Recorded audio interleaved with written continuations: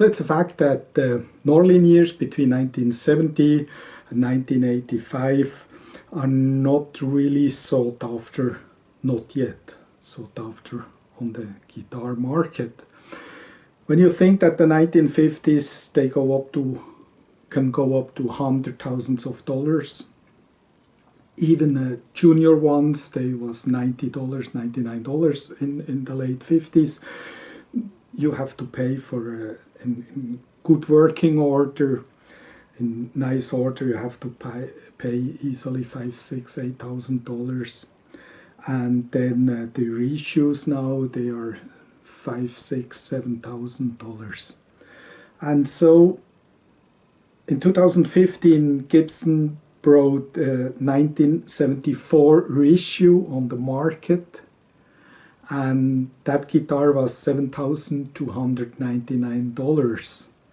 And if you think you can buy an original 1974 custom in good condition for $5,000, so why not to buy the original for half the price that the reissue costs? And that's because Norlin has a bad reputation. And is it true that the Norlin guitars are so bad or not? So in 1969, ECL, Ecuadorian Company Limited, placed in Panama, they bought CMI. Maurice Berlin's son, Maurice Berlin, was the owner of Gibson through the 50s, who allowed Ted McCarthy to build a solid body electric guitar. So Maurice Berlin's son, Arnold Berlin, and Norton Stevens. Norton Stevens was the CEO of ECL in Panama, but Stevens and Berlin, they knew each other from Harvard. They made a business school in Harvard, so they were close friends. And so they bought Gibson and started Norlin. Norlin means Norton Berlin. And they realized they can go on with what happened to Gibson. Why got the Norlin years such a bad reputation? Ted McCarthy, who was the CEO through the golden era of Gibson, that means the 50s, left Gibson in 1966. Albert Stanley became the CEO between 1966 and 68. But Stanley was an accountant. He didn't know what to do with a guitar company with 600 employees. And so they didn't change a lot. And what they changed wasn't in the favor for the company. Some 68 and 69 Gibson, they have a 1.55, 1.6 nut and a 0.800 rounded neck. So the problem was of that time that a lot of the 66, 68 up to 69 guitars have a neck break, because when you traveled as a professional, the neck was extremely fast and extremely comfortable, but extremely fragile. So they were three extremely.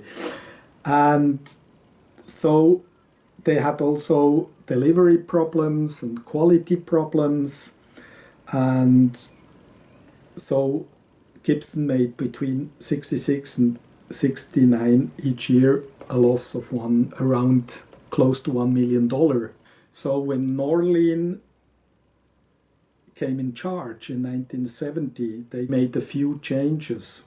The new guitar bands, these big open-air bands, they wanted louder guitars and more stable guitars that didn't break fast. So Gibson,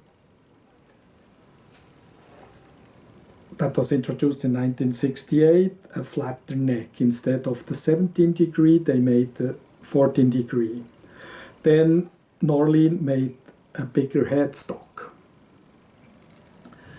And they made the neck of 3 woods, they glued them together, so that became more stable as well. Mahogany, maple, mahogany, instead of one piece of wood, they had 3 pieces of wood. That made them more stable.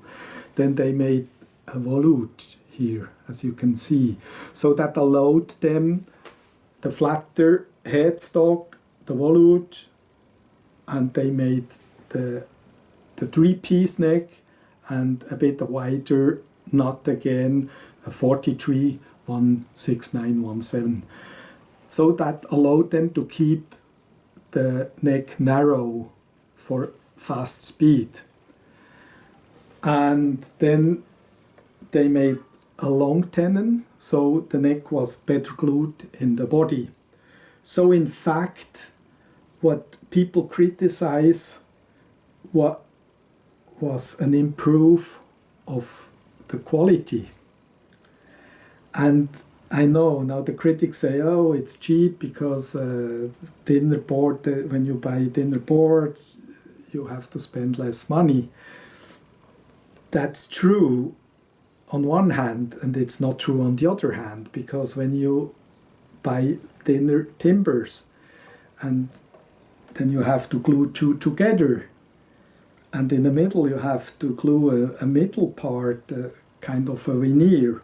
So you need 3 timber. And then do you really think 2 smaller timbers are much less, they cost much less than a larger one? And then the veneer in the middle, then you have to cut out 3 pieces. You have to glue them together. If you think a bit less material costs, but then you have much more time to produce it. So at the end, it wasn't a question of money, it was the question of less waste. Because Gibson through the 60s, they made the SGs. The SGs is smaller, and then they had in stock thousands and thousands of timbers, smaller timbers, so they could use their stock. They glued 2 together. And on the other hand, to glue this sandwich body making was quite fashion in that time, because Fender started in 1967 to make sandwich bodies, or now called pancakes. But pancakes is often wrong, because pancakes means when they use maple wood, maple syrup pancakes, you know, maple. So, but when there is no maple, if like the George Harrison guitar is made only of rosewood, so, but it's also a sandwich body. But Fender started for custom models, for high price models, to glue them together in the sandwich style, 3 or 4 layers. And Fender even made a sandwich-made Stratocaster for Jimi Hendrix. Not a lot of people know that. So Fender's top high-end product of the late 60s were often sandwich-made guitars. And if you look, Ibanez, they became big, you know, in the 70s. And also Ibanez had a neck with 3 timbers glued together. So Gibson didn't make anything against that spirit of the time. A lot of guitar manufacturers, they are highly acknowledged as top high-end guitar producers. Ibanez, Fender, they also made sandwich body guitars. And the sandwich body guitars were made on the high-end guitars of Gibson, solid bodies for the Deluxe and the Custom. If you look, a Marauder has no sandwich body. It's a cheap line guitar with a bad reputation. So all these critics of the Norlin era guitars, of how they were built, it's not really fair, because in that time Fender did it, Ibanez, other companies, even Rickenbacker had the sandwich made one, Gretsch. And then on the other hand, the gold tops, they weren't made of one piece. They, when you strip down a gold top Gibson of the 50s, they even have 2 or 3. They are glued together of 2 or 3 timbers, you know. So also a body of a 50s Gibson often are glued together, and not a sandwich style, but they are not made of one piece of wood. So this critic is not really fair. But the problem was with all the changes beside the body, the neck, the pickups, because the market demanded for louder guitars, crispier sound, because when you had loud playing bass players, keyboarders, Fleetwood Mac, The Who, Kiss, all these new guitar bands, they played loud. They needed a crispier sound, a louder guitar for big open airs when you play in front of 80, 100,000 people and you have a loud band, then you need a sound that cuts through this carpet of sound, you know. And so there were 2 endorses groups. The 60s, 50s, 60s, they love the PAF because the PAF humbuckers are less loud than the 70s, but they are fuller. They are that feels the body of the guitar when you play a blues with a PAF 57. That gives you such a warm feeling. The sound, B.B. King, all this 50s, Pete Green, Gary Moore, all that. If you listen to the PAF humbucker, it's amazing, the sound. And then when you look this 70s guitar bands, Fleetwood Mac, Kiss, David Bowie, and they had all their guitar players, they had 70s, almost 74 custom, or Pete Townsend, Deluxe.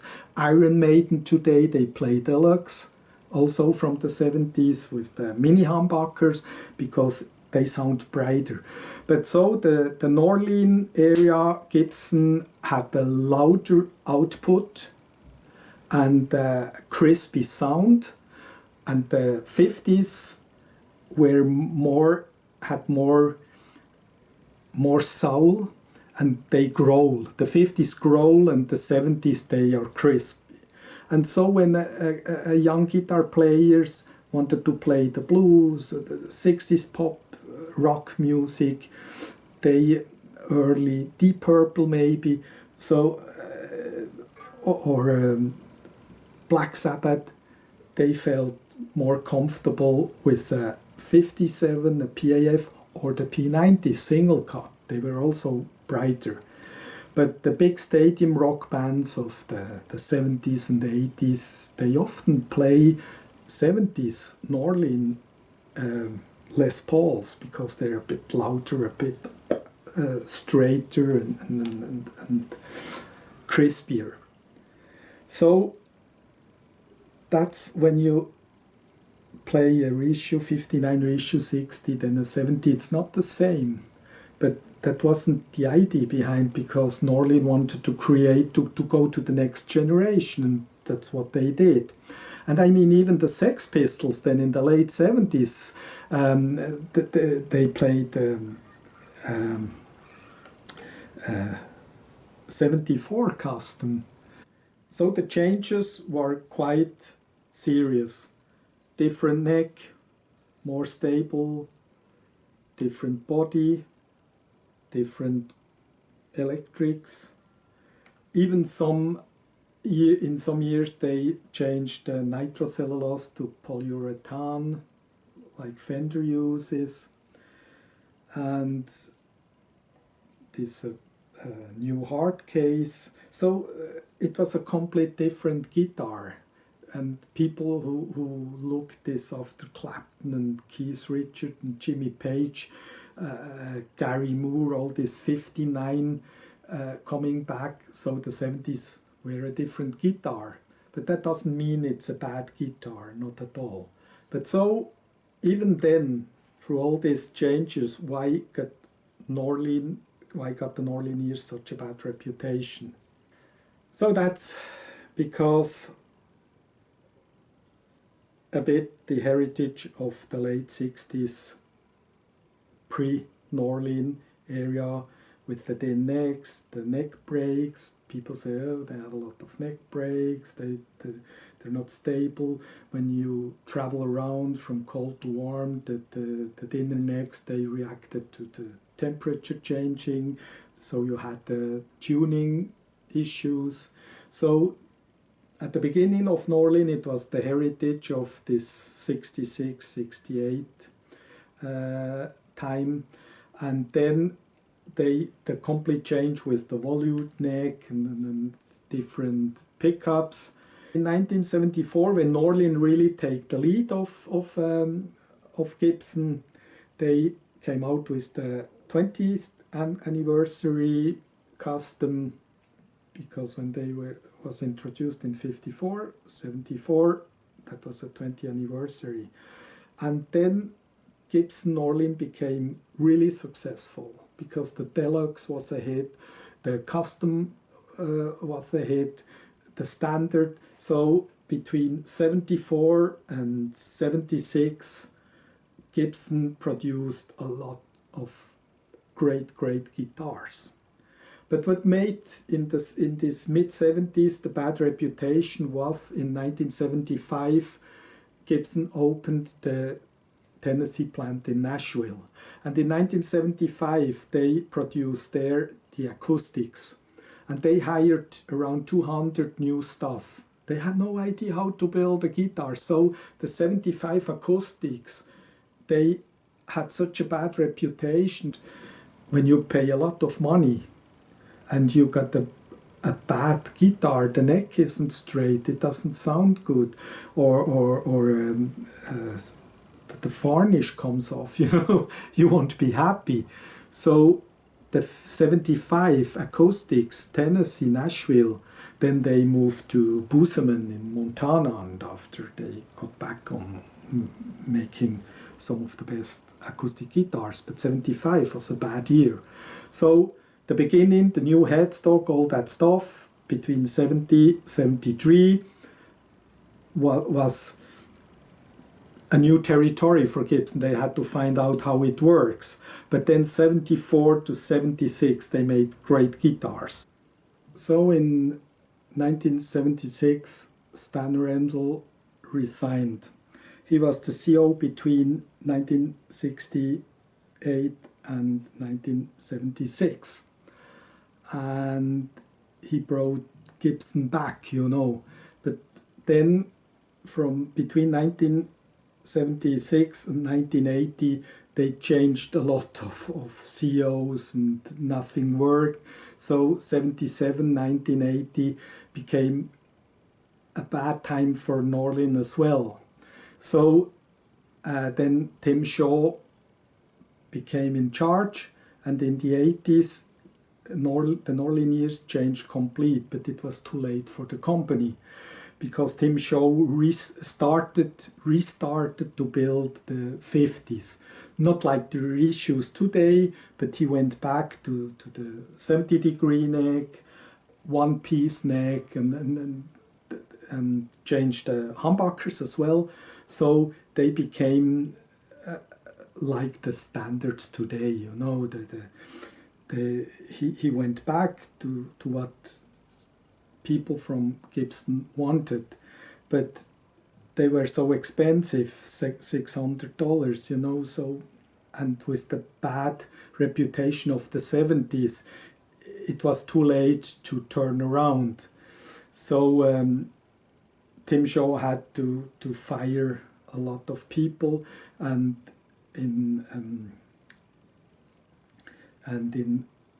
84, Norlin decided to sell Gibson, but they couldn't find anybody, so they had to wait until the end of 1985 when Juskowitz bought Gibson for $5 million. So I made a little list of some examples from 50s Gibson Les Paul players and 70s Gibson Les Paul players.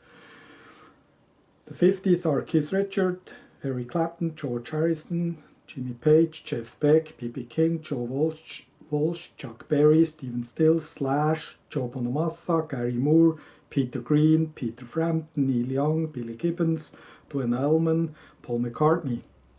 70s Gibson players, Les Paul himself.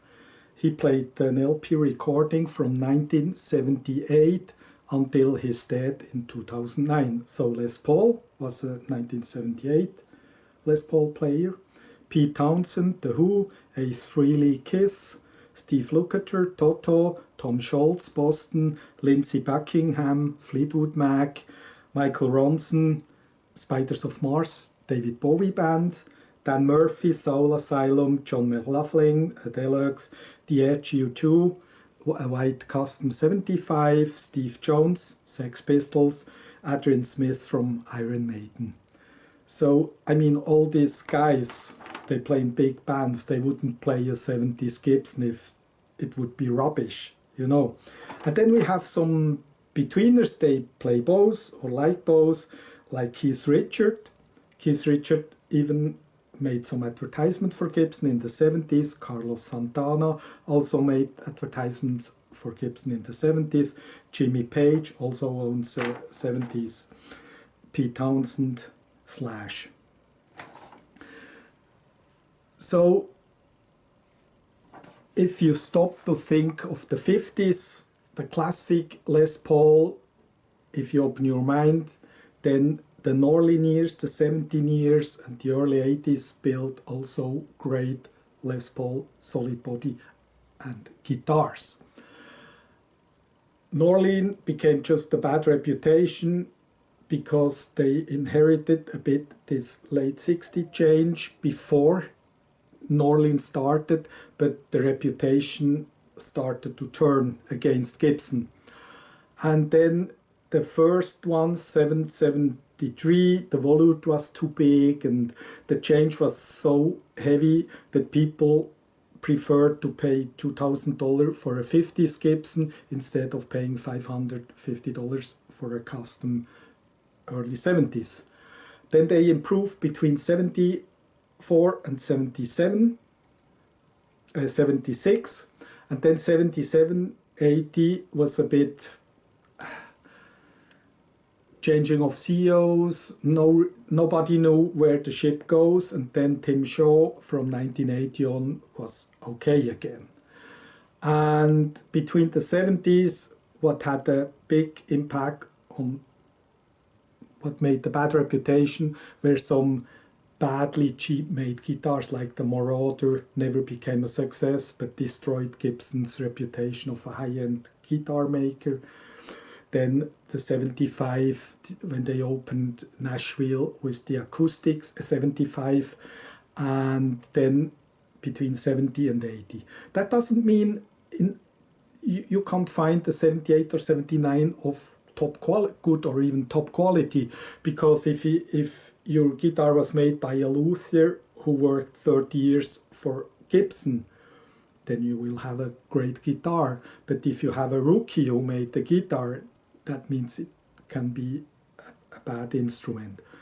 So between 70 and 85, I mean in 70, Gibson moved Epiphone to Japan, to the Matsumoku